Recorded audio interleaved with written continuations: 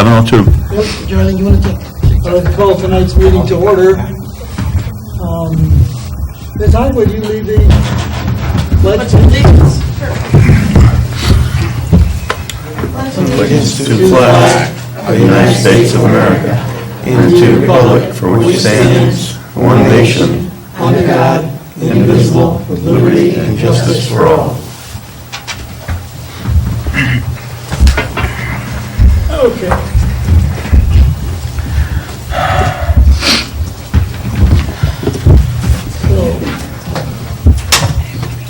Our topic, workshop topic for this evening is the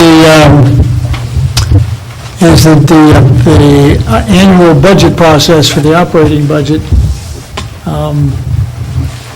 We don't know the details of what the state is proposing. I understand that they do have a budget compromise, but from what I've heard, we can expect to get pretty much what we've gotten in the past from the state. Is that correct? Correct. I'm going to pull the microphone over.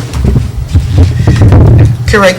Basically, it's day by day. We don't have anything written or confirmed by the state, but it's basically day by day. What we've been informed is that there's a tentative proposal that both sides agree upon that will go to vote next week, I believe. Tonight. Tonight.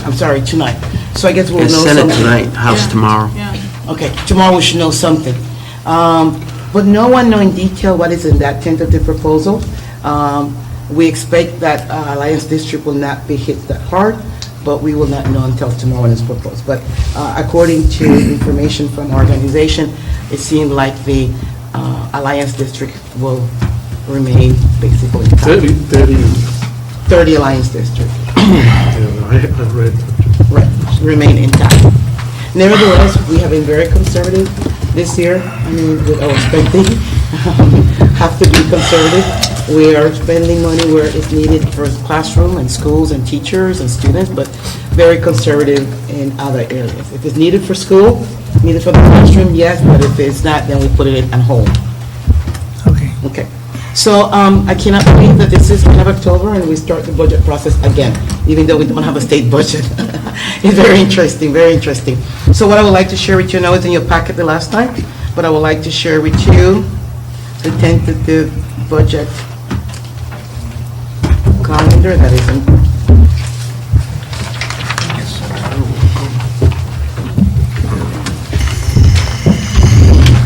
Can't believe that we're doing this again. So this is a tentative draft budget calendar that has been developed by the finance director in my cabinet, and these are the deadlines that we are looking at. Some of them already passed, but these have taken place. For example, October 10th, the process and approach with the director of finance discussing the budget calendar that already took place. And today, the 25th, is the presentation to you, the calendar. And so I will let you go ahead and read it, and if you have any question, then we can discuss it.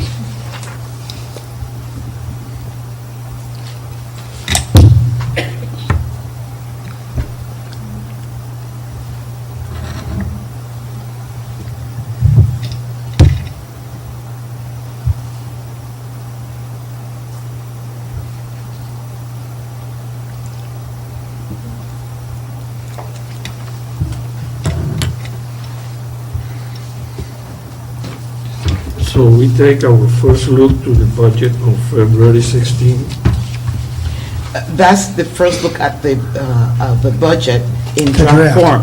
In But draft remember, form. you will have the opportunity to take a look at the budget before that. We will have a workshop on the 31st. And you have a budget forum scheduled on the 17th. That's with the public? And with the public. Yes. That's with the public. I don't see when else that we can, And you will also have a January 10th Finance and Audit Committee meeting, and we'll be discussing the capital improvement, but we also will be discussing the budget there.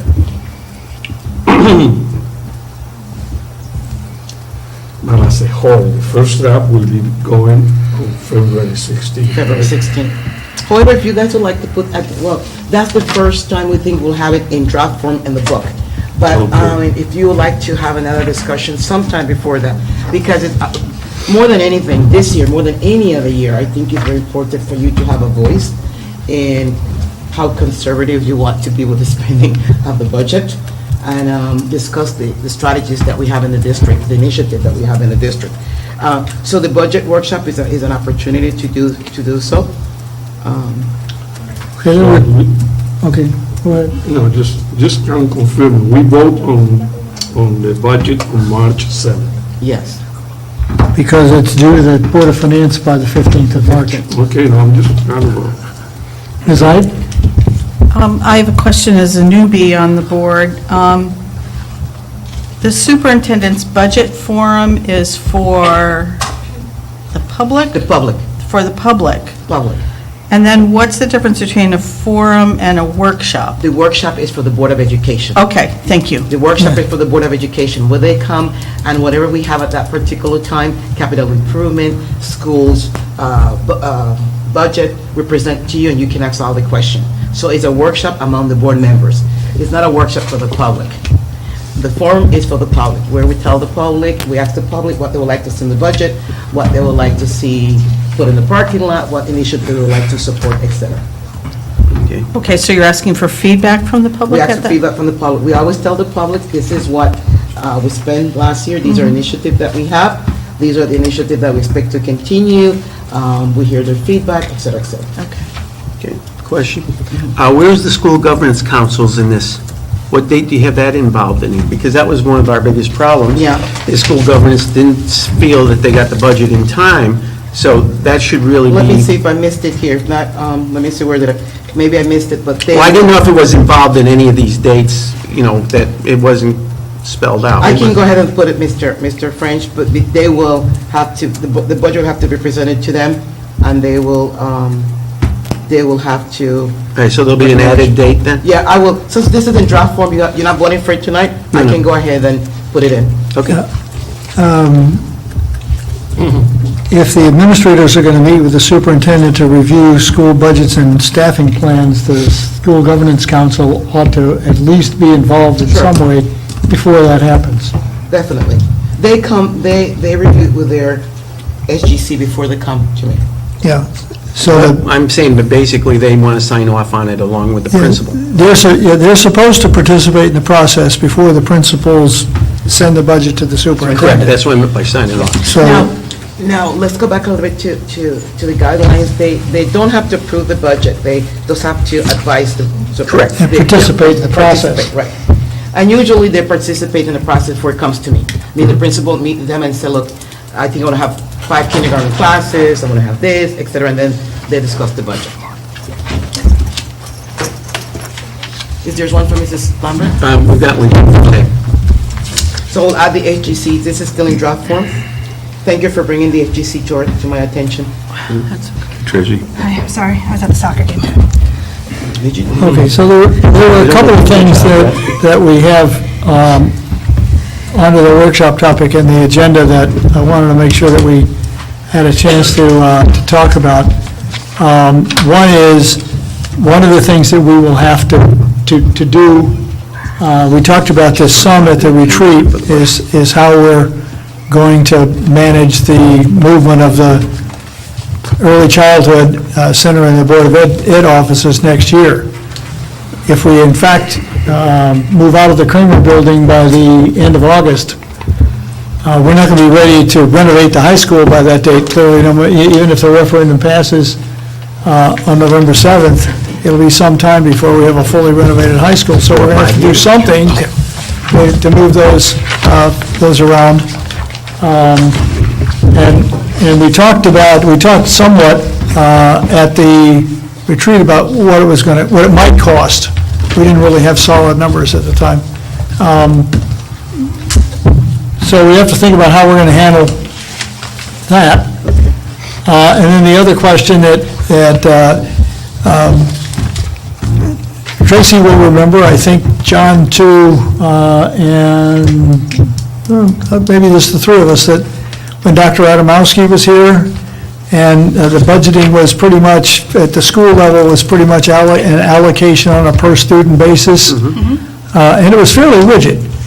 And the rigidity actually caused some difficulty. So one of the things that's a useful starting point is, whether it's an elementary school, a middle school, or a high school, what kind of school is it, how many students do we expect to have in the school, and use that as a starting point for how much money the school can think about working with. But there are special circumstances in each of the buildings that require some flexibility, but the question is, how are we going to incorporate that in the budget process? 3 years ago, I guess, last year, I was chair of the Finance and Audit. What we ended up looking at was all the special needs of all the schools, of the students. We extracted that figure, and then we did the rest of it by per student on a regular dollar basis. So that way, none of the schools got hit if they had more special needs than others. That's how we did 3 years ago. So, Well, we budgeted it centrally, right? Yeah, okay, anyway. okay, so where do you want us to start? You want us to start with this or the budget? Where you want to go with it? Move a Kramer first or the budget, the allocation? Let's stick with how we're going to actually do the budget process and then talk about Okay, the so extra budget item, which is the Okay. Kramer stuff. Okay. So last year, 3 years ago, Mr. French is correct, we look at, for people, and then we look at the building, the need of the building, because each building have different programs. Sweeney have a program, Pathway is at Natchog, and Windham have a different program. And then the following year, we tried to tweak it a little, get it better, and last year, actually, Chris Johnson did a pretty good job of really, really tweaking it. We tweaked it, and we were very pleased with the outcome of last year. And so for the first year, we working it, and we tweak it. So each school last year really either spend their budget close to it, but no one overspend their budget, not one school in the district. And I think it's because the allocation were well made from that beginning year that we start looking. So we use the model that you said there. We look at each school, we provided an allocation for each school. So what you have there, for example, is the general fund for people allocation for each school. Windham, Natchog, Sweeney, the middle school. And so that's what is assigned to them. But then if you take a look at the end, and I'm going to go in the middle, at the end, this is what they end up having per pupil, per student.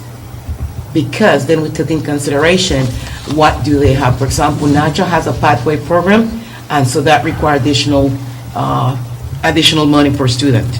For example, Windham has the autism program, and that requires. So we look at what each school has and give them additional funding to meet the need of that program.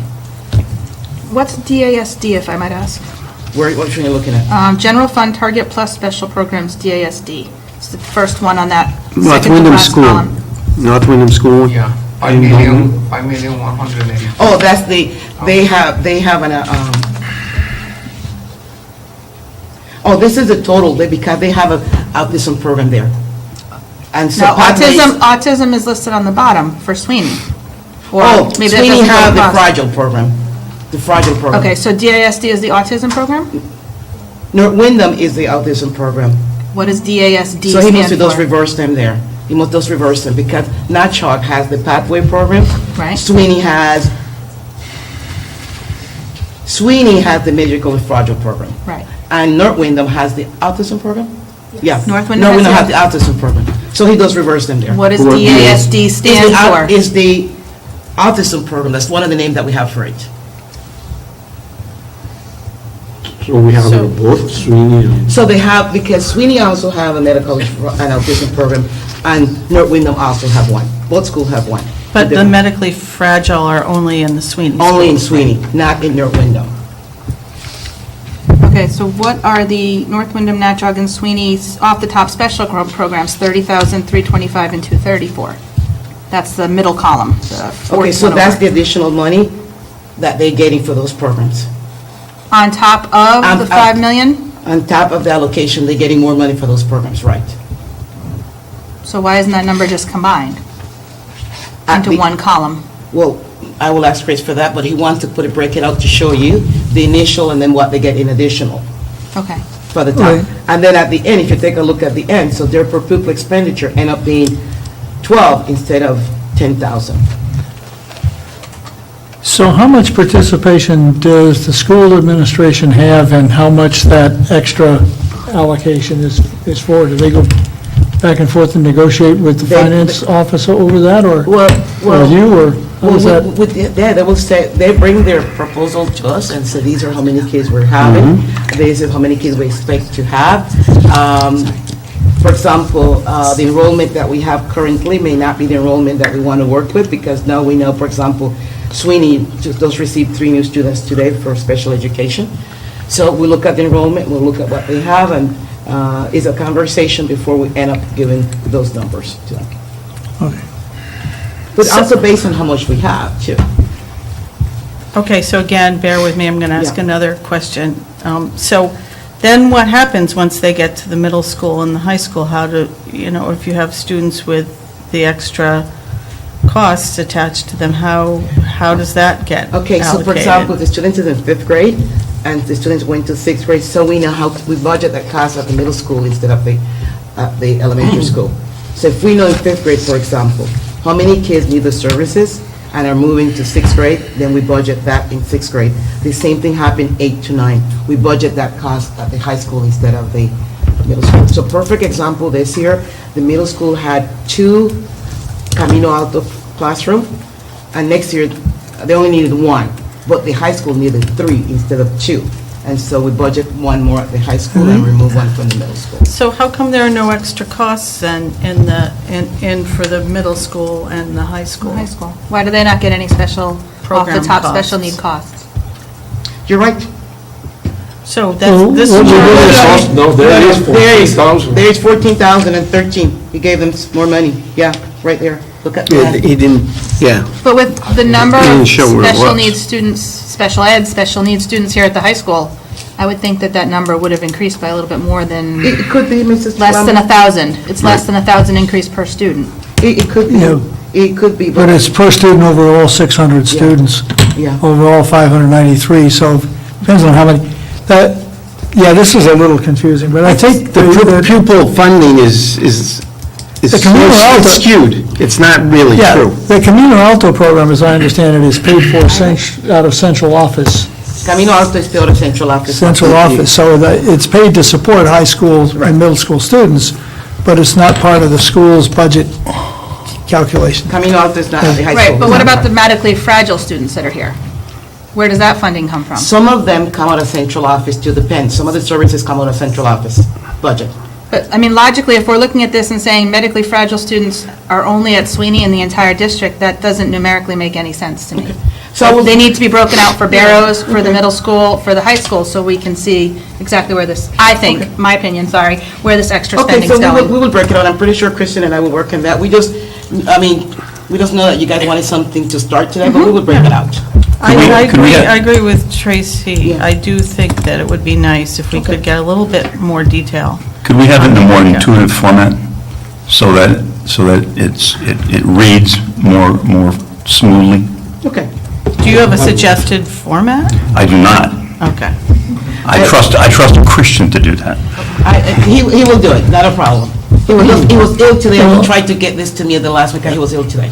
Yes, my question is, what are we going to hand to the principals and school administrators to budget and allocate?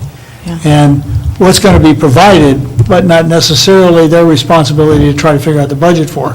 So- Special ed is difficult for an individual principal to deal with because the numbers vary and from year to year and even month to month.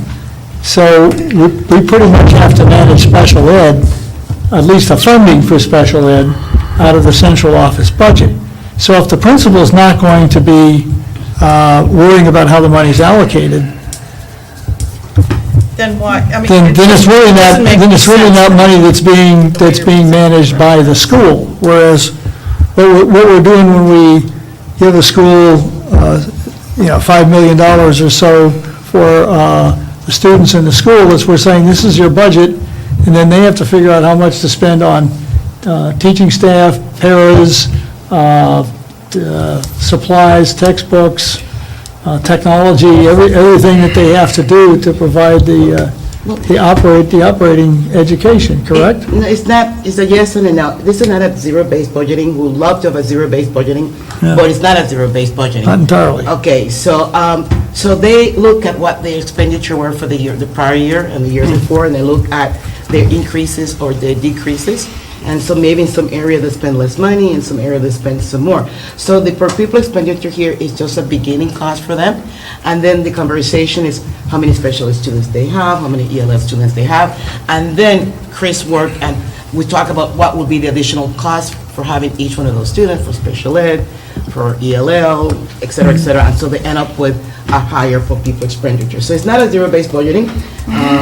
It's looking at what they had before and what increases they have in enrollment, et cetera, and also based on what initiative they want to implement. So it's not only looking at the per pupil expenditure, but for example, if they want to have a music program, what will that look like, what they need, instruments, et cetera. So, I think what you're hearing from us, though, is that this chart, the way it is presented to us, But this doesn't is- make sense. Okay, but I do want you to know that this is not what we expect you to have final document. This is just something for start a conversation. I'm pretty sure Christian and I will be working and give you something much more concrete. Right. It does that Dr.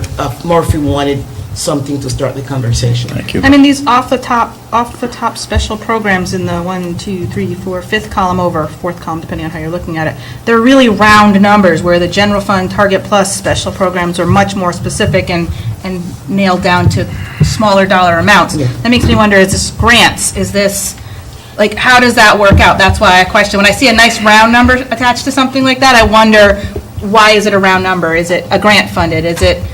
Well, keep in mind that we have IDA, and some of these programs are funded by Right, IDA. that's the Some of them explanation I will think be. you'd like. So I don't, some of them are funded by IDA. I don't know exactly 30,000 is coming out of the IDA or not. I cannot tell you that now. When I finish work on the budget, I can tell you line by line item what is coming out and what teachers pay from what. At this particular time, I cannot tell you, but we do have IDA grant funding for this. I have a question. Just, I'm curious about, you mentioned that there were 3 special students coming to Sweeney, Two today. 2 or 3, whatever. When did they come in? At the beginning of the year, or they No. just came in now? Just came in. Where do they come from? These two, they came from Puerto Rico. Direct from Puerto Rico? And what were the special students? They're special needs students. The special needs students, not only language? No, special needs. Okay. So this is just a beginning conversation. I did not expect to have an in-depth conversation with you tonight about this. This is just to start, but we will be working in this. So what I was really interested in was making sure that we no longer straitjacketed students the way or schools the way we did a few years ago, that we had a process similar to the kind of thing that Mr. French is talking about, that gives the principals an opportunity to negotiate what they feel they need to run the programs that they want to run. So 3 years ago, when we started, we used that formula with Mr. French, and what we did was just get it better and better. And so I can say this year, we're very pleased that school had what they needed, and the budget were really on target with the school. Usually you would have a school that overspent their budget or needed more. That didn't happen this year. So what it tells us is that we were not perfect yet, but that we're closer and closer to giving the appropriate funding to the schools. Was there funding we had to give back to the town at the end of the year? I may have missed that, I wasn't. I don't think we gave back anything this year.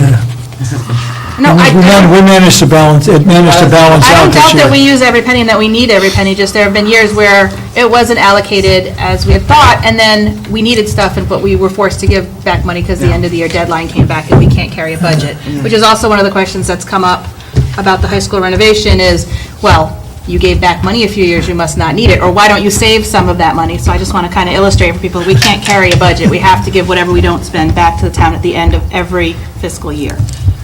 Yeah, it's kind of not like balancing your checkbook at home. So Yeah, at the end of the month, when you balance the checkbook, you want to have money there, when you're on the board, you don't, exactly. Exactly. So now, in building the budget, there are the budget gets built from 2 different directions here. One is going to the schools and the superintendent and saying, what do you need? What initiatives do you want to fund? What are your priorities? And you build up a budget that way. The other way is to say, how much money can we ask the taxpayers to pay? So last year, if I recall, the first cut was somewhere around 7%? Or We started at 7%. It was somewhere up there, and we had to immediately figure out, okay, that's more than we're going to be able to go to referendum with. How do you pare that number down to a number that we can responsibly ask the community to pay for? So the budget works in both directions. On the one hand, what you're trying to accomplish, and on the other hand, what resources you can reasonably expect to get. So there's a process that will go on throughout the schedule to try and get those two numbers to approach one another and end up with a final number. So right now, for example, right now what we're doing is looking at what the expenditure looked last year. Know that the year is already finished, or there any area that we really need to look at, we should budget it more for this year or not. For example, this year, next year we might buy textbooks. We didn't buy some textbook this year, but next year textbook will be K through 3. We need reading textbook? K through 5. Okay. And so that would be an item that would be on the budget that was not in the budget this year, for example. Well, then there's some other, the Board of Finance the last couple of years has indicated a preference for separating out non-recurring expenditures or non-recurring needs, not necessarily capital projects, but things that you don't have to buy every year. And with the possibility that those would be funded by the board, by the town council and the Board of Finance separately from the regular operating budget. So we'll have to look for those sorts of things. The one-time expenditure. One-time expenditures, yeah. So it's time for us now, for next year, to go to K through 5 reading textbooks. That will be one of the expenses that we'll have, because the last time we purchased them was 5 years ago. So that would be one of the expenses. That we'll Yeah, have. so that doesn't occur every year. It does occur occasionally, like every 5 years or so, and I can understand why, in that circumstance, the Board of Finance would not like to build it into the annual minimum budget requirement. But then the next year would be the math textbooks. No. And so- Okay, so this is just a beginning conversation of how we want to start looking, but want to assure that the principal has our integral part of this. And what we ask them to do is to meet with their staff in their school. We ask the principal, we ask the high school principal to meet with their departments in the high school. We ask the elementary school, middle school to meet with their teachers in the department and look at the budget.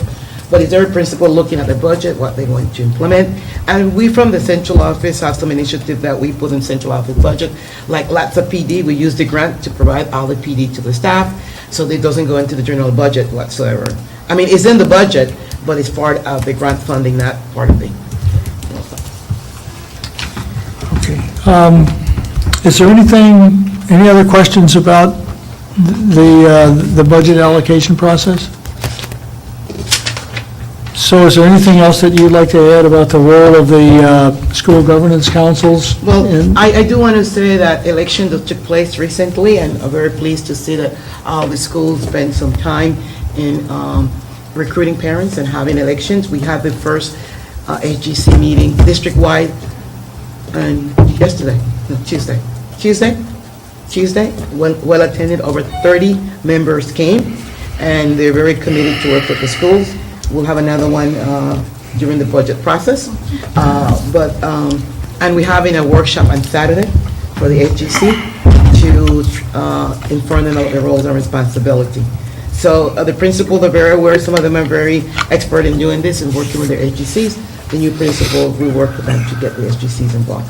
But there will be a workshop on Saturday, and we plan to have another one, if the parents cannot attend on Saturday, about the role of the HGC and how they can support schools. Okay, any questions about that? Dr. Garcia, was the high school SGC dissolved and started over again? Susan Collins, I just saw her in the concession stand, we were working at the soccer game, and she said that she didn't know about the district-wide SGC meeting, and Okay. that she had a hard time getting any information from anybody about it, and she's concerned because she and Mary Galucci have been the co-chairs here. So the HGC had to have elections. Right. The state required that they had elections. Correct. And so each school sent out their ballots. We don't do the elections. Each school do the election. There's a nominating process, and people have to be nominated. And then after the nomination, they have to be voted on. And so then the school will send us who their members that were elected. Next year, when this process happens, we need to make sure there's a little bit more timely manner. I received on 4/57, I believe it was on a Tuesday, an email saying to go and vote for members of the SGC, and it closed at 3 o'clock on Wednesday. Okay. That was less than 24 hours, and some parents contacted me and said, can I still vote? And I had no control on that. I told them to call the high school, but that was less than 24 hours for people to be able to vote. That doesn't seem fair to me. Well, I will have to, I don't know, I will have to research that, Mrs. Lambert, because the SGC process took a whole month, meaning principals have their process for a whole month, and they decide what day they will have the election. We just give them the policy and the information, and they decide. And so I know that they had a day that they sent out the ballots, they have a day for the nomination, a day for the election. And I think they sent out some call, I mean, I haven't made no calls myself, but I know that they had some call-outs telling parents about it and in their meetings, so. Right, but I the will email find- saying it was a Survey Monkey survey for the high school. I don't know about the other schools. I'm not trying to make anybody look bad. I'm just saying people felt disenfranchised because they had less than 24 hours. And if they hadn't checked their email from after work until the next day, it was closed by the time they had the Do opportunity you to know if respond. they had received prior communication of that, or this is the only communication? This was the only communication I received. I received nomination communications. Yeah. I received a phone call and I received something in a mailing.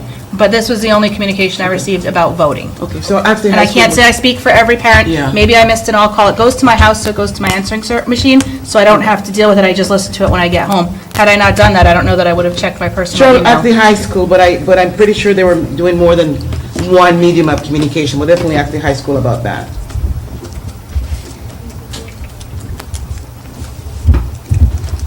So we also asked the school to inform the parents of who are their elected member of the HGC. So each school will send out communication to their parents during the weekend, or next week, informing them who are the HGC members. Okay. Any other questions, comments about that? So that leaves us with, I think, considering how we're going to deal with relocating the early childhood center and the Board of Ed offices. A couple months ago, I don't remember the exact date, the board voted to move the pre-K to the middle school, and you voted to move the central office to the high school. I don't remember the exact date.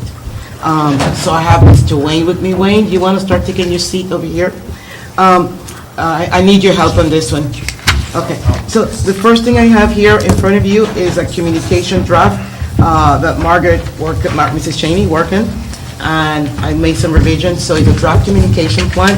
We're going to start communicating to members of our district about the move, having meetings with them. I didn't want to do this until I have this meeting with you first, to let you know. So this is, I'm not going to go over it, but this is a draft plan of how we're planning to start meeting in person and via email letter, letting them know.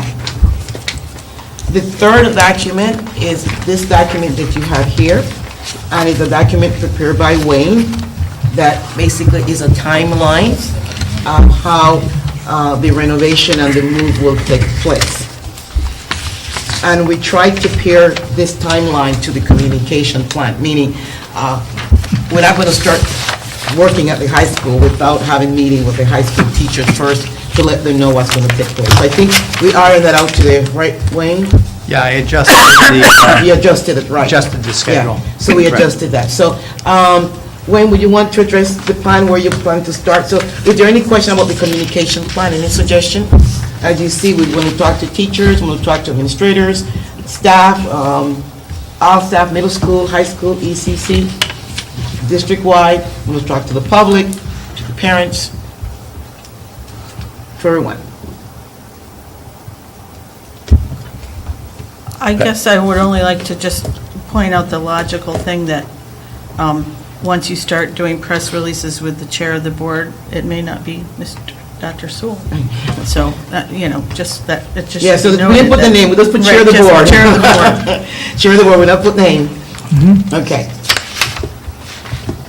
And so we have that, and we will work in the message. We understand that maybe the audience may have a different message, but we start working on that. And so we I aligned this morning to Wayne timeline. And Wayne would like to start with the Human Resources Department to be the first one to be moved. And so let's, I have a question about communications though first. I'm Yes. sorry. Where do we have in this plan communication with, you have it with the general public, but how about with the other town officials. officials, Okay. other boards? I was Yeah, it thinking, just seems like at some point, well, listen, I'm just saying, as a former member of the Board of Finance and I the understand. Town Council, it's a lot better if somebody's going to them and articulating the plan to them before they hear it on the radio, or hear about it when they go shopping and Stop and Shop. Can they be invited here? Well, they could be invited anywhere. I just want to make sure that it's incorporated into the plan. very good idea. I do want to say that I meet with Mr. Jim Rivers twice a week. So Yeah. he is part of the plan. He is very aware of, Yes. where we're going, money and what we need. So I didn't put his name here because he is part of, Yeah, but he's different than the boards themselves. yes, That's all. So we could put that here, Mrs. Arnold, we could put some date that we inform them that this is taking place. This Okay. has to be worked into the Board of plan. Finance and Town And Council, the et town cetera. council. Not only that, especially. will create some transparency between the boards. That's one other thing And that, that's the bottom line here. And especially since we'll be having to ask for funds, we'll definitely want to have the open communication. Okay. I also think it would be useful as soon as we can to let parents know to be on the lookout for these communications that they'll be receiving later. Sure.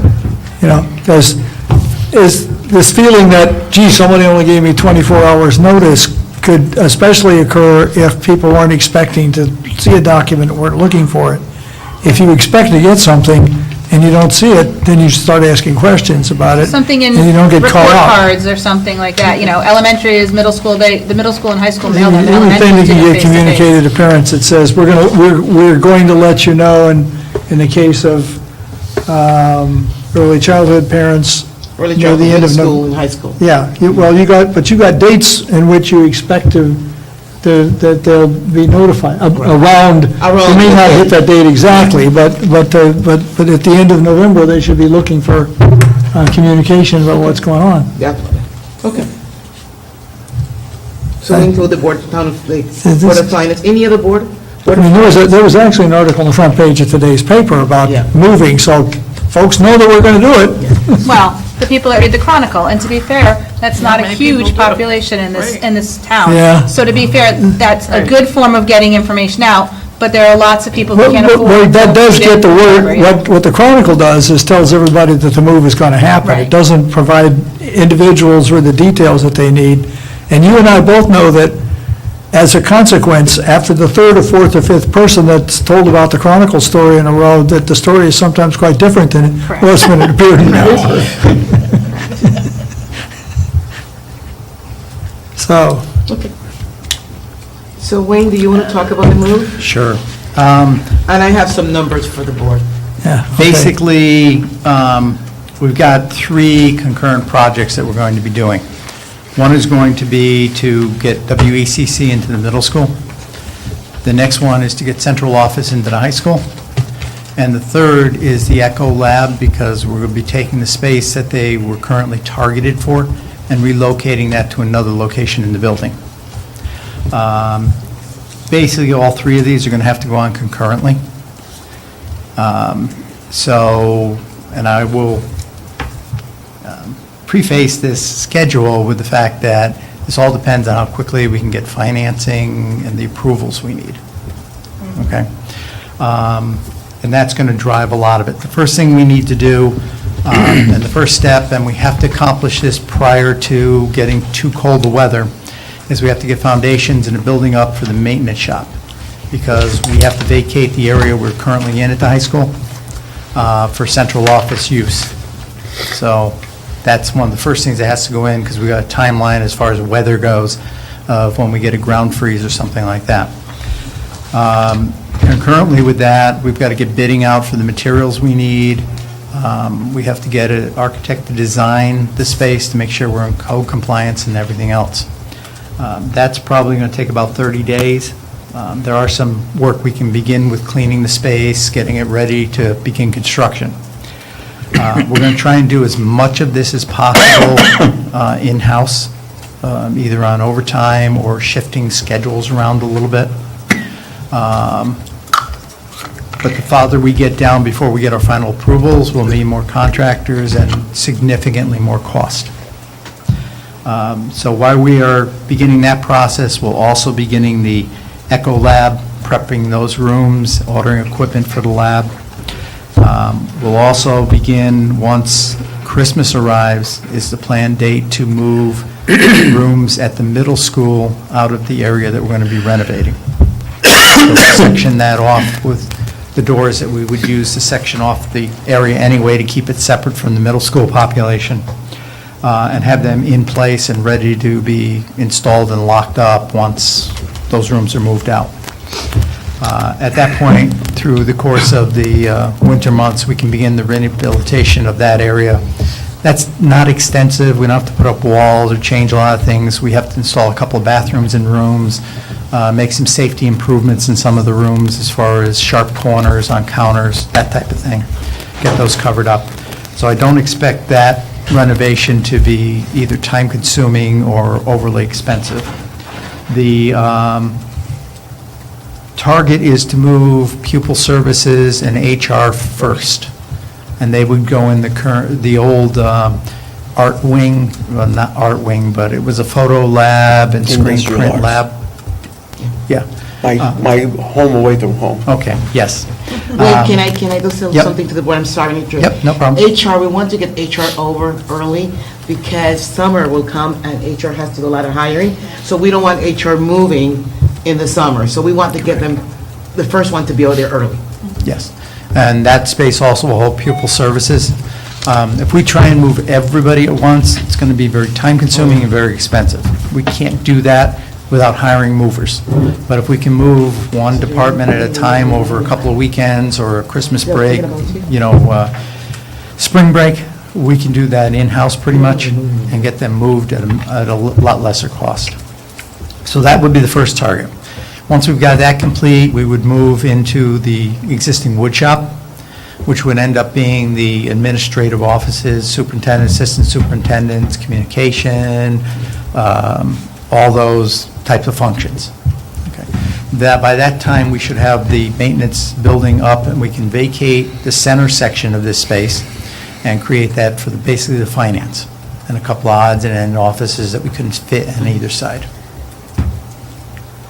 And we hope to move, the target would be to try and move central office at the April break, if we can make that timeline. And then finance would be the last to move, probably in late June, July.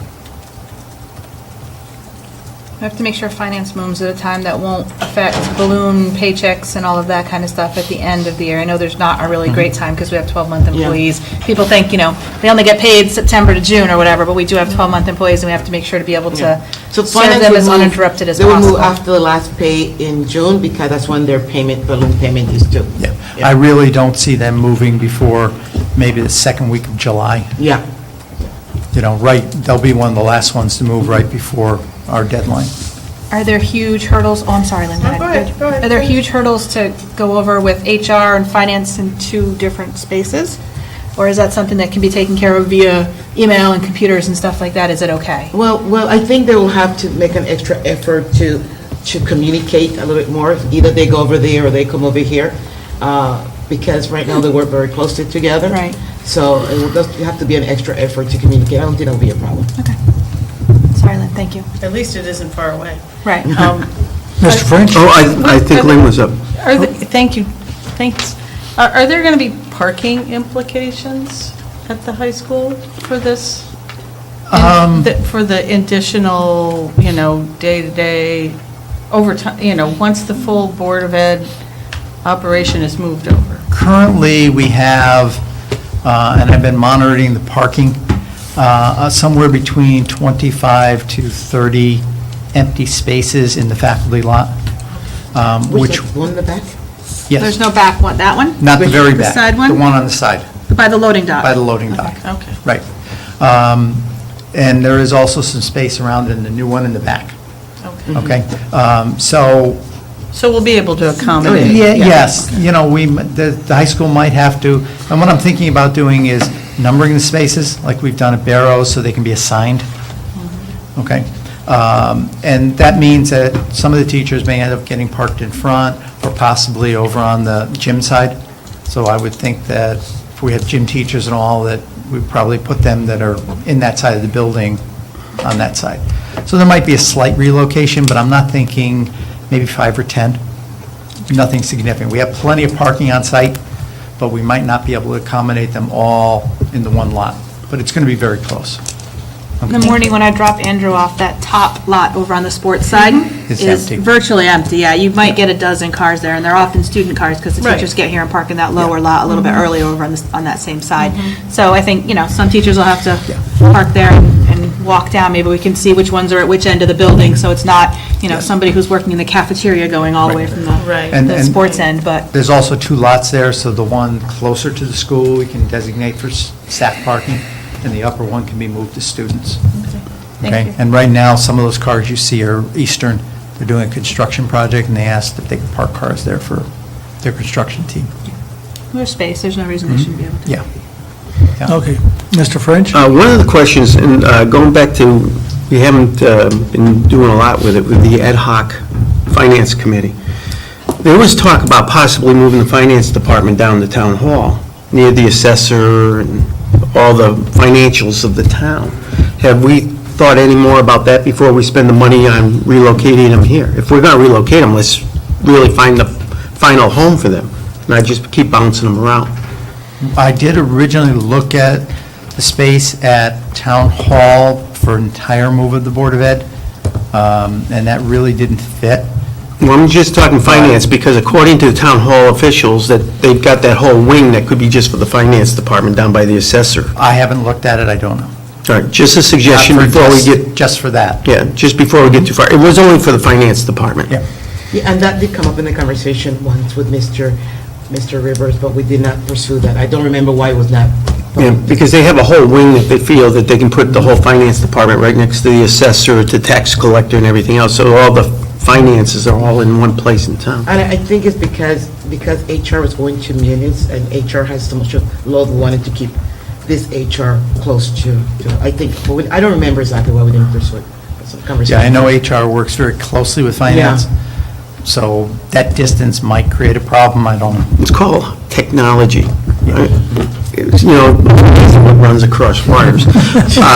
Secondly, where are you putting the addition on for your department? At the end of the faculty lot. Yeah, it's going to move up here in the Windham. Hi. Some of the facilities is already moved up here. It's already up. Yeah, but you were talking about building the foundation and so on. Yes, at the end of the faculty lot, in the grass. Okay. I wasn't aware of that. Thank you. Yep. That was part of the master plan, because no matter which, even if the school gets renovated, it was always in the master plan to move facilities out of there because there just wasn't enough room when you take the 4,000 or 5,000 square feet we need and central office and the preschool to fit it into this building. Okay. Any other questions about that process? I guess I would just, Dr. Garcia said that they had discussed this idea of some of the finance in the town hall, and that some decision may have been made or it wasn't pursued. No, we didn't make a I would- decision, it came up in the discussion. I would just like a more definitive answer. Either yes, it's possible, or no, it's not going to work, and if no, why? That would be very helpful.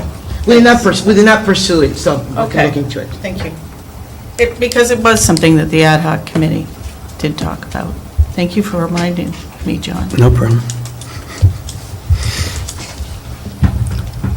Okay. So then there's the question of how do we pay for it all? Well, Because unless the numbers have come down since the retreat, it's not going to be cheap. well, Well, hadn't they talked about some more cost-effective ways of doing it? yes. Yes. So I'm not Yeah. using the numbers from the So- retreat, I'm using Wayne's number. Right, Wayne? Yes. I'm not using the I number from think- the retreat, so the number from the Well, retreats are there. this is Wayne's World, so. So heard that I was a little scared using the number from the retreat, so I'm guilty. I'm using Wayne's number. It made me feel much better than using the number from the retreat. Well, I think the taxpayers will feel much better. Taxpayers will be happy with a smaller number, I'm sure. So I do want to just bring to your attention, and just remind you what I said before, some money that we were able Copies? to find that we we already have. had for some projects that we can use, and that came up to $730,000. And then Wayne, we're able to find another $130,000 that we want to add to that. That will come up to about 930, Wayne, 930? Yes, it's about that However, figure. we just found out today that Windham Center may need a boiler. Windham Center has two boilers, the two of them are gone. I mean, one is already gone and the other one is still working, but not the full capacity. So we're very Not afraid any that. longer. Huh? Not any longer. Oh my God, when you just told me that today, that I it's not know. working full capacity. They're both out now. Yeah, so winter will come in and we need to have a boiler in that building. Yeah. So we need, so. Branches before. The building is about $60,000, right, Wayne? Yes, 60,000. 65. is the- 65,000. Yes. So we'll have to take $65,000 out of that 900,000 that we had to get a boiler. Where did we find $900,000? So, Just for the public to know too, like, Yeah. I don't want Yeah. anybody thinking that somewhere lying around in Wyndham Public No, no, Schools no, budget, no, there's no, no. $900,000. So I would like some clarity on I that. thought it was a gift from you. Yeah, I wrote a check, no, so not. what happened was, Yes. so 350 was put aside in Yes. capital improvement for the. Basically, this Compañeros. all came out of the Capital Capital Improvement Fund. Different projects that, as an example, is the 350 that was into the middle school for Compañeros. rehabbing that section, the same section we're going to use here to Compañeros. Okay. So we're basically using the money for the correct use, because 90% of the work we're going to do would have to be done for Compañeros anyway. Right. We took other capital projects like. The bathrooms? The bathrooms at the high school. That $150,000 was allocated for that, to rehab the bathrooms here at the high school. If the referendum goes through, we wouldn't be doing that anyway, because I'm not going to rehab them and then have them ripped out in 2 years. We also had projects that, because we used in-house people, came in well under budget. So stuff that was targeted for 80,000 came in at 50, so we were able to scrape together thousands from those. Okay. And there were also a couple of other projects that we're putting on hold to the future. A couple of examples would be like replacing the hall floors at North Wyndham and Wyndham Center. Okay? I just don't want anyone in the public thinking that Yes. there's $900,000 in an extra fund No. sitting No, around no, somewhere when we no, worked no, so, no. We're taking when we money worked away so hard, we worked so hard to pass the Yes. budget, and we're working so hard, Yeah. on this So- referendum issue, that I'm really concerned that people would think that there's just None of nearly this- $1 million Yeah, floating none of this around. came out of the operating section. Okay. It was all capital money that was targeted for other projects, or where we were able to bring those projects in under expense. So it all adds up to, you said, 900 and, 930. Yeah, roughly 930. but then if you subtract the boiler from that. So you're talking 870. about Yeah. 870. 870, 880, yes. so I did send you in one of my weekly communication on Fridays, weeks ago, this information about this amount. At that time, it was 730. Okay. Now, what is this? Okay, so what you have in front of you is Wayne estimate what the entire project will cost. When you say So- entire product, The I mean, move, the move. so it's not 900, but 2 million? No, no, no, but you could subtract that 800 from here. Okay, so the total project cost at this point looks like it's close to 2.25 million, Correct. roughly? 2, yeah. And you've got about 800,000 that you can repurpose from other capital funds. Correct. And so that leaves us with about 450,000, No. 1,450,000. no, yeah, 1,450,000. Yeah, okay.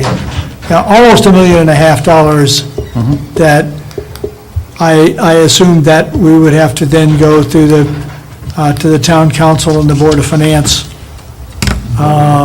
to seek that out of probably the unfunded balance or wherever the, yes? I'm not understanding something. I think I remember that email, and in that email said that, that we have found this 700 or something, 30. and that we will need to go anywhere else for any extra funds, that we could accomplish those moves with the 750,000. But it is I think that's what I read. No. So I misread The it. email said we could start the renovation with that 730,000, that we could start with it, not that we could complete the project with it. I gather there's no possibility of getting any reimbursement from the state for any of this? No. Okay. Well, I had to ask. Mr. French? Okay, so we're at $2.23 million. This is going to move all of central office, and it's going to move all the early childcare? Yes. Well, Then why, they will move all of the existing childcare at the 2 rooms at Barrows and at Kramer. okay. It will not move the existing Head Start into that section. All right, maybe I'm being very naive, but how come it's costing us $30 million in our referendum to do the same thing? Because we have to, this is actually more or less a temporary move. Is it though? It's not What really- happens if the high school doesn't pass? Oh, what happens if the high school So doesn't we can't pass is consider that this- taxes will be higher than if it does pass. No, I'm talking about if we do this move, this could be not temporary, but permanent, if the high school renovation doesn't pass. Well, wait a minute, you're still in a 47-year-old building that's going to need to be renovated within another year or two at a higher price than what we're talking about. You know, I totally disagree with you. It's the third youngest building, and, I walked around this building at our last meeting. It really isn't in all that bad a shape. Of course, labs need to be brought up to date, there's things that need to be done. But I'm just looking at if we're able to accomplish this move for $2.3 million, we'll say, yet we're asking the taxpayer for $30 million to do the same move. I know it's Which going one to are be... you asking for $30 million for? $30 million is part of you have $22 million, I believe, in the $112 million. $22 million is for early child care, $8 million is for central office. That's $30 million of the 112. We're making the move into this school. Of course, it's not going to be as glamorous, and you're going to do a fine job. I know you're going to do a fine job. Well, no, we're not actually, we're not removing the early childhood into space in the middle school, which we want to put the Compañeros program into. We want a lot in this town. Okay, so if that didn't happen, if we're going to spend $2.3 million, I don't want to see that disappear, although you already said that we would need that for Compañeros anyway, if we do anything at the middle school. But why would we spend $2.3 million? I think we also have to take a look at possibility that this would be a permanent move if the high school renovation doesn't happen, or if it has to be rescaled. All right, I'm just saying that we need to think about this. We don't have a whole lot of time to think about this particular move. No, we don't, I agree. Yes, Mrs. Lambert? The 22 million includes things that I'm not seeing included here, such as air conditioning, such as new flooring, which he might do new flooring, but I don't see anything major listed. And like I said, we just got this 10 minutes ago, if that. I was glancing over it. It doesn't include things like security for the entire building. All of that is rolled into that square footage number that gives us the $22 million or the $30 million for both spaces.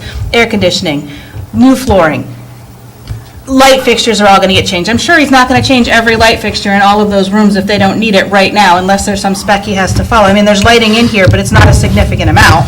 So I'm sure that he's not rewiring the entire section like we intend to do on a Renovate is New. So the Renovate is New is much more comprehensive and will be shiny and new, but there is nothing in the budget that I've seen for this Renovate is New that is over the top and more than what our kids need or deserve for that matter. And also was my understanding that the money used for this move will not be wasted, that we still can use in the compañero, I mean, the Compañeros. middle school can be used, and whatever you're doing here can also be used for if the renovators. I don't know, wait a minute, Lynn. A good portion of it will be able to be reused, okay? Most of what we're doing at the middle school, I would say 95%, if not more, of that renovation will have to be done for compañeros. So that is not wasted money, okay? The creation of the Echo Lab would have to be done no matter what. So that is not wasted money. The maintenance garage would have to be done as part of the renovation anyway. So that is not money that would have to be wasted, okay? The HVAC, which is basically the air conditioning and the heating in there, may or may not, some of it would probably have to be redone, but my desire is to design that. What we're thinking about doing is putting a chiller in with a coil in the existing ventilation system in there. Perfect. And that we would try and design that coil and the chiller to operate at Sweeney, because we're redoing the heating system at Sweeney now, and we're putting a dual temp system in, so we would be able to put chilled water in there to air condition the school. So if the renovation goes through, we would then move that chiller to Sweeney. So, I mean, So- summarizing, how much of 2,400,000, whatever it is, do you think we still, can be left in place?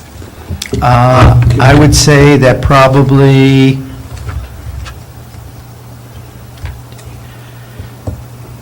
somewhere in excess of, somewhere between $1 million to $1.5 million would be part of the original renovation.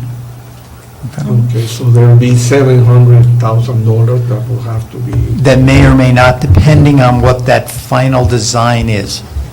Okay? It's basically the wall configuration. Does that, because we're putting an office space in where classrooms would go, so they can't put a classroom into a 150-square-foot office. So some of those walls would have to come down. I've also built into here a little bit things that we may not do if the referendum passes. Okay? So if I am thinking that in November, if this referendum passes, I am not going to put in maybe a little less better floor, because it's going to last 2 or 3 years until it's renovated and they're moved out. If it does not pass, and there's a possibility the central office may be in this space for 15 or 20 years, then I will probably spend a little bit more money to put in a little upgraded floor that is going to last 15 or 20 years and not have to be replaced and thrown out in 4 or 5. Or polish the floors. Right, exactly. No, then it doesn't matter. so a lot is going to depend on what happens in 2 weeks. Correct. So this could go down a little bit if we're in a lot less, we will probably. Regarding this move. It's one thing to expect people to go into a space and be there for a year or two while a building is renovated. It's another thing for them to look and saying, oh, I'm going to be in this cubicle or this tiny cramped space for 20 years. Okay. Also, the difference is that with this, we're putting up some walls to divide up space. We're not making it to the optimum level that is necessary for the education of the kids. So when we go into the preschool, we may be putting them into a 500-square-foot room instead of a 575 or 600. Or we might be putting them in an 800 instead of a 700. So instead of knocking down walls and giving them the exact space that the state says is required, we're also not doing any asbestos abatement on the floors. We're not replacing any of the floors that exist. We will be covering some of the bare concrete floors in the shop areas.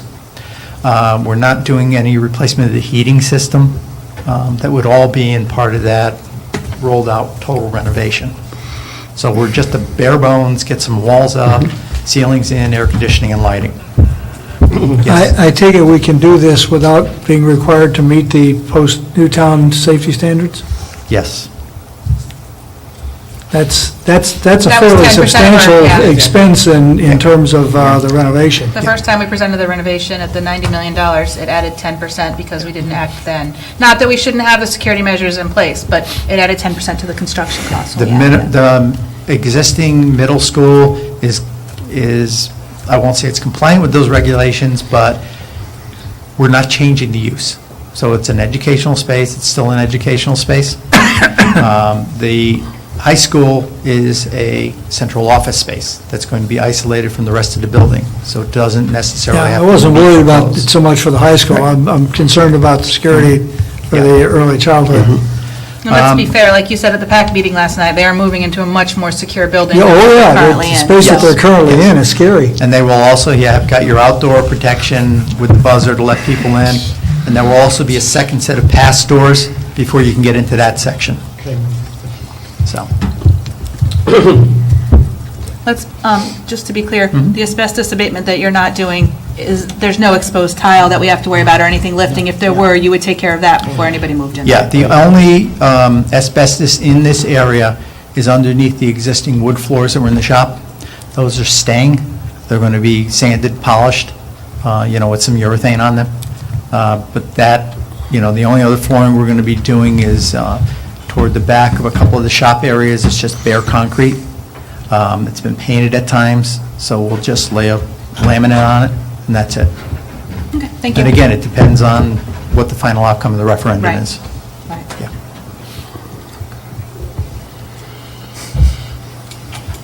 It looks like a long night, special session. Okay? So you have the information of the timeline, the communication plan, and the expenses. Wayne, do you have any concerns about the timeline? Like, do you see any big hurdles, so that way we're not caught by surprise? I'm sorry, I know we were moving No, on. no, I just, if, I want to, I see that if this doesn't happen and that doesn't happen, we could have a real problem before we get there and we suddenly go, oh, we didn't know this was coming. The only biggest hurdle I see are two. There's two big hurdles. The first is the funding. Okay, the longer it takes to get the funding, the more we may have to actually come back and either ask for more or ask for more up front, because it's going to involve more contractors, which are going to be much, much more expensive. And the second hurdle is weather. Right. Okay? Fortunately, most of this work is indoor, but a lot of it hinges on being able to get the maintenance shop up so we can vacate the space and then be able to rehab it. So, I've gone to bid, I've got my bids in, I'm analyzing them now, so as soon as we get some funding in place, I can give a contract out to get work on that. And I've given them a deadline to have the shell up and enclosed by January 31st. Oh, yeah, once they get the footings in. Right, they can still work, we Yeah. can clear snow off of it as it snows. Yeah. Weren't you on the well committee with me? Yeah, well, the difference here is that when you're building a construction project like that, once the concrete work is done, then it's just carpenters and steel workers being uncomfortable, which they do all the time. Yeah, so those are my biggest hurdles. How about your staff? I mean, you're putting a lot of your staff on overtime and stuff like this. Is it going to cause a real problem here? Because, you work, I've been in situations where we've had to work some of my staff at long times, and all of a sudden people get very irritable. Well, the plan is we have 3 groundskeepers, which as of the middle of November, which basically would be coming in to do custodial work and fill in. We're going to be moving them into this project, so there'll be 3 full-time people on it. I also have very talented head custodians and custodians that do some of this work on odd jobs and whatnot, that will be brought in, moved from the night shift to days, and then we'll just fill those positions with subs. So we're not going to try and overload them and ask them to work, 80-hour 16 weeks. hours or 80-hour weeks, okay? That's not to say there won't be overtime on it for them. There will be some, either Saturdays or, we may have to, at certain times, to make a deadline to bring in a couple extra people on a double shift one day. But I'm not looking to have them work double shifts for weeks. Okay. Yeah. Okay. Any additional questions? Well, just one other thing. This calendar is really about, like, the construction and the move. Correct. But, at the previous meeting, there was some talk about all the stuff that's stored at Kramer, and that's somewhere in all of this, too, that you have to deal with, correct? Yes, in communications with the town, I'm fairly confident that we can get an extension of 30 days or so. Okay. So the final trashing out of Kramer will come in the end. August or the first couple of weeks of September. Okay. We'll do what we can fit in with custodians through the year. But really, I'm going to concentrate on getting buildings ready for people to move into. Then once all the usable or transferable stuff that we have to take out of there, then we'll just bring in a few dumpsters and a crew and just Well, but how dispose of the about rest. those records that are in the, They're going through those now. okay. And to determine what has to be moved, what can be, we have shredding trucks that come in every couple of weeks. And what we do basically is, bins are in the offices, they rarely get full. So what we've been doing and will continue to do is we bring shredding from the other schools in, and they're stored in a locked room, and then when they get shredded, they dump them into the bins, so they're full, and we shred them. Okay. We'll be doing the same thing with the things that are upstairs and unused papers. They'll come down to the locked room, and every 2 weeks when the shredder comes in, and if we get ahead, we'll just call for additional shredding. Okay. Thanks. Okay? I have a question Yes. about those people that you bring in for the groundkeepers, Mhm. so on. Are those people are going to do certified work, that they need to have a certification to do certain type of job? No. Or they don't They'll be need- doing, just putting up studs on the walls, putting up some sheet rock, putting in ceiling tiles, painting, So no putting up the electrical or plumbing or baseboard. nothing like that? No, I have an electrician on staff. Okay, all right. Yep. Good. Yep. Okay. Have the conversations with the town council and the Board of Finance begun at least informally concerning our being ordered to vacate the building and their financial exposure to that, Question for me? for anybody? Yeah. No, I don't think. Yeah, actually, as I understand it, the town council has not actually voted on, we've been told that we have to exit the building. We are All going to matters exit to the us. building, but they have not The officially town council voted. voted on that. They did. At the Yeah. end of the Right. August, last meeting in August, I attended. Oh, they did. August they 10th or did. something like that. They went into executive session, I waited, they came back and they affirmed Mayor Eldridge's letter. So Right. this is a done deal. It was a Okay. unanimous vote So, of so all they those that were voted present. for that. Now, then the next stage is we do need to communicate with them. We won't have a firm number until after the election, but regardless of how that comes out, we're going to need to ask for some amount of additional money. Right, and that's why I said we should work that into the communication Timeline. calendar Yes. timeline. Right. That's why I'm asking the question. Yeah, this because- is capital funding, not budget funding, operating funding, but it still needs to be on a parallel, needs on a parallel track. It needs to, Right. neither the town council nor the And- Board of Finance should be surprised to hear about this when it happens. Well, but don't forget, we have transitions on the boards, too, with some new members coming on. The timing is unfortunate. Yeah. But the problem, the real problem here is that we have two models. One of them is a construction real world where the rubber meets the road. Bills have to be paid, and the responsibility that the town bears for evicting us with short notice, and the fuzzy logic that goes on in small-town politics with, oh, we need to do that and sell the building and get out from under it, but let's not think that through. And, we're going to ask them to pony up, because the work he's got to do, and those people have to have a home, and that's got to get paid for. That's true, but it does appear from our discussion tonight that there's $700,000 or $800,000 available, or that can be available to start the work, so we don't have to wait for the town council. No. Again, true, but in a project of this scope, you don't want to be in the middle of the winter and suddenly say, oh. We're out of money. Oh, sorry, we can't do that. So we need to do that sooner rather than later in the scheme of this organization. We ordered $16,000 worth of Yeah. goods, but now we can't pay for them, but thank you very much, So, so. you know, And Well, also, we have a meeting scheduled in December. yeah. if we piecemeal the that would be a- purchase, it'll be more expensive than I can course. buy in bulk. Of Right. course.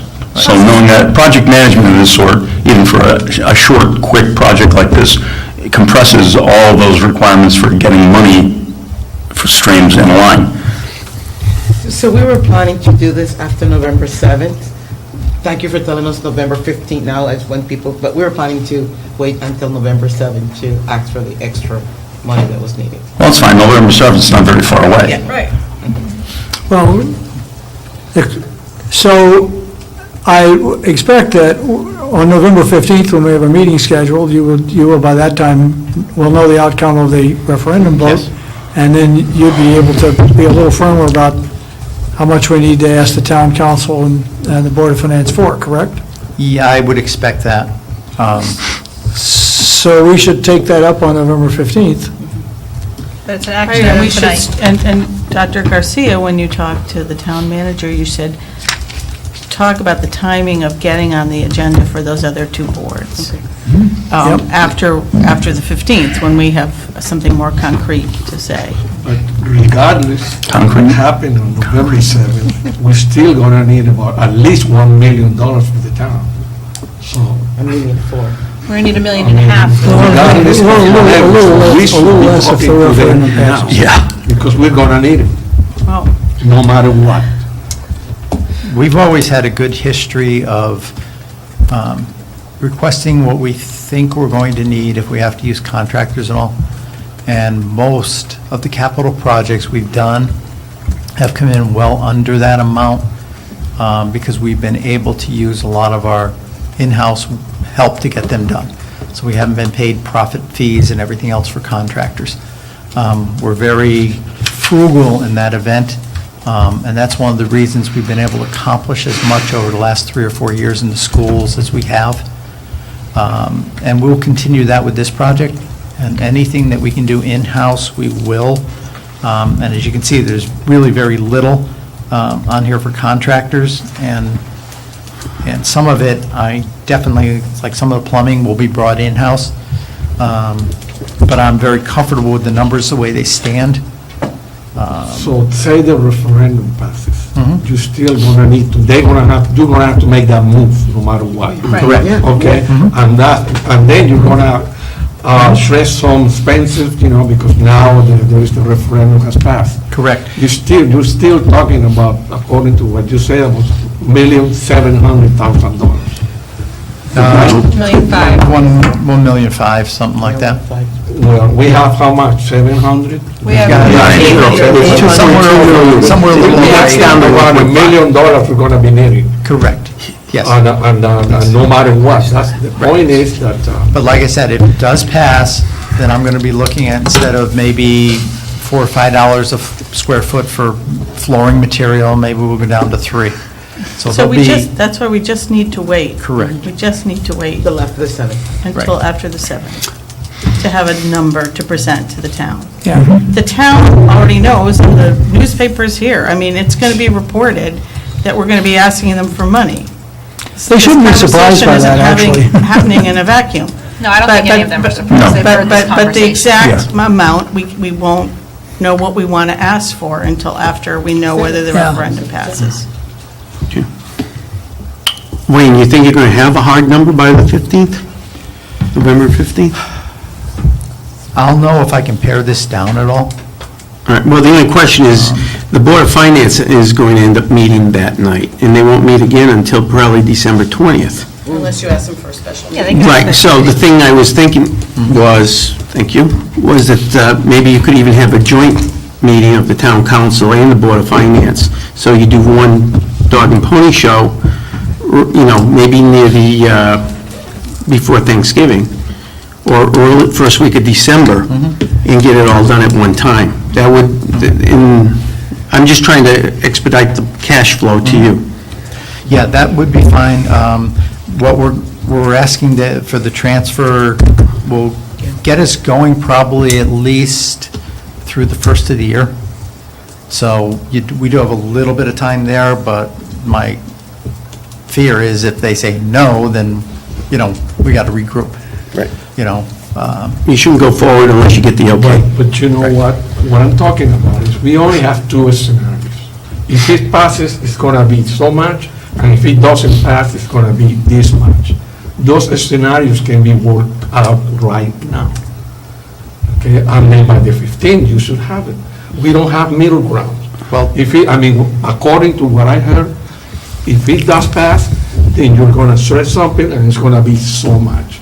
If it doesn't pass, then it's going to be so much. That's it. There are no other options.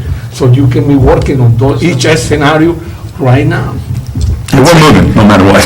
It's a done deal. that's not There's as- two options, no more than That's two not options. as much of a problem, I think, as trying to get the meeting scheduled so that Well, we that's can a get through different we can get through the process, especially if the Board of Finance, this is big enough to have to go to a town meeting, correct? So, That could tie things up even more. That's my yeah, well, just a calendar timing of how much That's lead why I'm time we going have over to the do calendar this. with That's you. why Town meeting John's has nothing suggestion. to do with the figures. No, it has No, nothing but to it do with the doesn't- figures, but if we can't pay the bills, we can't order the lumber. or I'm the not as flooring or concerned whatever. about the figures at this point. The figures you can adjust. Have hard figures on the 15th, right? The, My question is, why couldn't he? Because you have two scenarios, either A or B. So if you can start working on A tomorrow and B the day after tomorrow. So by the 15th, you should have the two amounts. Okay, and then he's going to work third shift to do his regular No, job? I don't know. I mean, you're asking for that. I mean, there's a lot to ask. When somebody, All right, it's okay. when somebody comes to me and they want me to price out a house to be built, and it's A, B, C, and D, it gets a little extreme. For what I've heard, he has pretty much everything down, costs. All right, then this is a We're talking relevant. about 2 million. Do you have any other questions for 400. Wayne? Because we have an. you're also not going to, the difference is not going to be hugely significant. Okay? Right. You might be talking 200,000. 100,000, 200,000, I would think would be probably really stretching the difference. So either way, it's not going to be, we're not going to go like, instead of asking for $1.5 million, we're only going to ask for 900,000. Yeah, but I asked, a few minutes ago, I asked, and you told me 700,000. No? No. Okay. What I will do is I will start talking to Mr. Rivers tomorrow about the possibility of setting up the meeting. Mr. French said joint meeting as soon as possible after November 7th. Okay, and the other thing I would suggest is maybe what you want to do is, I know you're trying to get these numbers down and hard, but the thing to do is ask the town council and the Board of Finance to spend an appropriation, say up to 2.5 million. They can be an overseer to make sure that we're not just trying to spend the money because they gave it to us. Yep. But in that point, you're not tying your hands, and you can offset the 2.5 by the 750,000 that you already have saved. So that's just, I think, a safe way to go if you know. Okay. So I think we can probably leave it to Dr. Garcia and Mr. Rivers to work out the meeting schedules, and I think Mr. French's plan is probably the most efficient way to handle it administratively. Make sure that the money is there, Before. and then, yeah, I mean, the town is not going to complain if we spend less than we ask for. Correct. Yeah, so December 5th would be the logical date. Okay? Okay. All right. So anything else here? Thank you, Some Wayne. action items. Thank you. No, oh, we'll get to that. I'm looking at the agenda here. Actually, I have... Thank you, Wayne, thank you so much. Even though I don't see any actual members of the public in the room, we have one person who wants to make a public comment. So, Mrs. Lambert?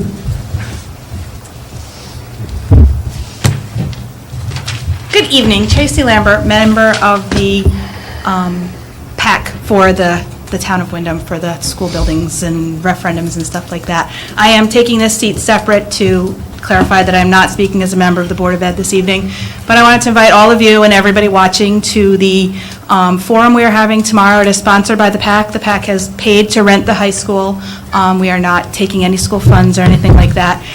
We are having a forum from 6 to 8 tomorrow here at the high school in the auditorium with tours to talk about the high school renovation project, to give factual information, and to answer questions that may come up. There will be a question section where questions will be accepted written on index cards at the very beginning or throughout the presentation. We will group them in groups of subject matter and try to answer the question comprehensively. There won't be individual questions taken by the public. And then there will be tours available afterwards by staff members, students, and some members of the public. So I just wanted to formally and publicly invite everyone here and everyone at home and any central office members, staff members, to come to the forum tomorrow night from 6 to 8 here at the high school to learn more about our high school renovation project. Thank you. I kept it under time. Okay. Well practiced. So unless someone else would like to make a public comment, we can move on to the action items that are on the agenda. Mr. Flores Alvarez was not able to be with us this evening because his spouse is having surgery, so we are not able to elect a board chair, so that sends us to item B. I'll entertain a motion to recommend approval of the district's request to allow exemptions for food items that did not meet the Connecticut nutrition standards. Right, so you know that, Wait a minute, let me get the motion on the floor. So moved. Second. Okay, all right. Now you so can- we do have to follow the nutrition standards in the cafeteria, but we just became aware by state regulation that if we are selling things on campus that does not meet the nutrition standard, the board has to approve it. For example, the Booster Club selling hot dogs or Coke at events, football ones. So we do have to have permission from the board to do that. Hosmer Mountain, thank you very much. Huh? We sell Hosmer Soda. Mountain soda in the concession Oh, stand. We sell okay. locally made soda. Okay. Pretty good stuff, too. So those are items that do not meet the nutritional standards according to the state, but so you have to get permission. Because the state has a contract with another soda company? No. Well, Gatorade and water too, but The issue is not about modification of dietary standards within the schools, it's at special events, Yeah. like athletic events. Yeah, that's right. So we do need, I never thought that we needed the Booster Club. We need permission to make sure the Booster Club can sell these things, so but we do need permission. You want me to go to this, another item? no, we have a Okay, let's motion on the see. table. Let's vote on it. All right, I'm just looking at, all right, so this says the sale is within an event that occurs after the regular school day or on a weekend. Yes. Sales of the, okay, they're not from a vending machine or school store. Yeah. Okay, any further discussion? All right, in that case, all in favor? That's unanimous, thank you. Okay, the next item is a recommendation to approve Charles H. Barrows. I'll entertain a motion to approve a So moved. overnight field trip Second. to the Connecticut Science Center. Okay. Any discussion on that? I think this is a great field trip. I went on it with Andrew when he was a 6th and 7th grader at Barrows, and they have a really good time. They don't sleep much, and therefore neither do you as a parent, but they have a really great time, and they have activities all evening long and some snacks and stuff like that, and then you all get in a sleeping bag and tell them to be quiet for the next 6 hours, so. As they usually go. Exactly. And they're looking forward to Yeah, this. I'm They're sure they really are. looking forward to And I this. love that it's no cost, too. That's Yeah. spectacular. So thanks to the Science Center for their partnership agreement. Easy enough. Any discussion? All in favor? Thank you, that's unanimous.